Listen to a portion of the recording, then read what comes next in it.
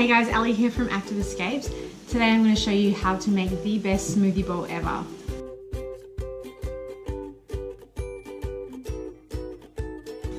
Tip number 1. Because you know I'm all about that bass, Seriously, it's all about the base.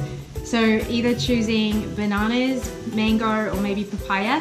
Choosing a creamier, thicker fruit is going to give you the best base. If you choose dragon fruit, pineapple, watermelon, or maybe strawberries, they tend to be a bit more watery, so when you freeze them, they turn to icy. Number 2, you have to be patient.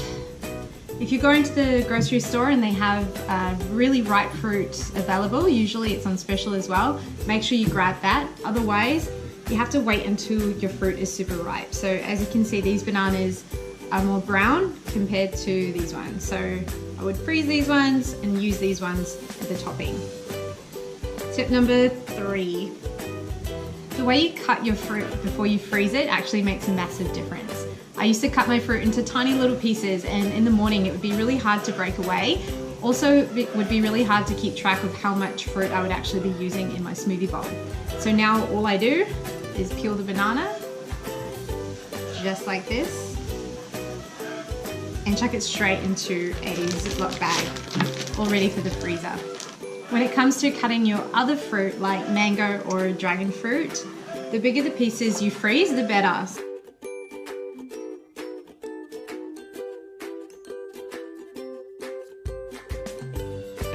Alright, so once all the skin's off, you can take that off to the side. You're just going to cut the mango into 4 pieces. So here we go, 1, 4. Something a little bit like that. Alright, so you're going to try and keep the mango as big as you can. Same thing, put it into a Ziploc bag.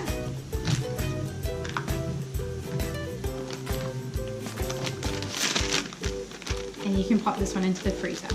One last fruit to freeze is the dragon fruit.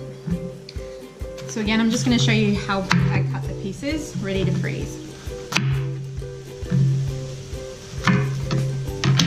As a rule, I tend to cut it into 4 big chunks. Just peeling off the skin here.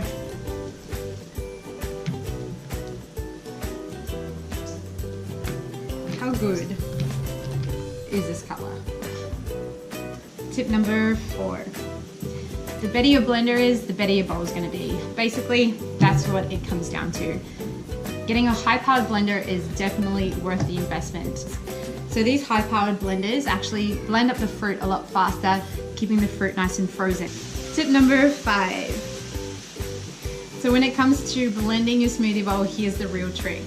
Once you've taken the fruit out of the freezer, depending on how it's turned out, there's a couple of options.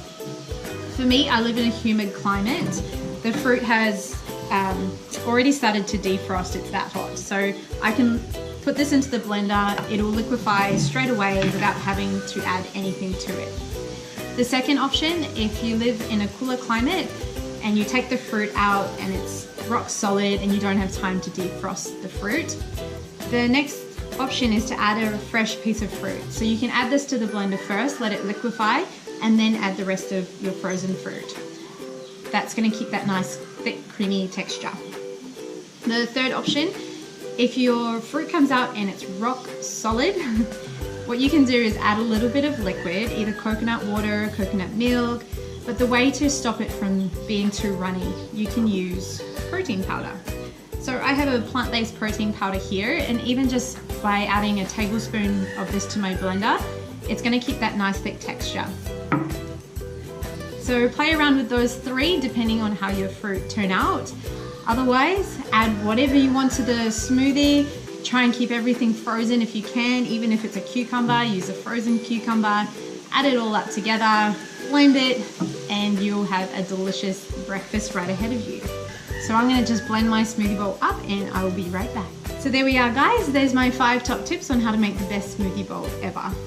My last tip that I'll leave with you is to put your smoothie bowl in a coconut shell. There's something about doing that makes it feel like you live in a tropical place no matter where you are in the world.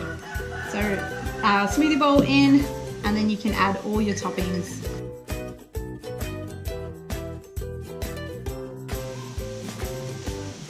Enjoy!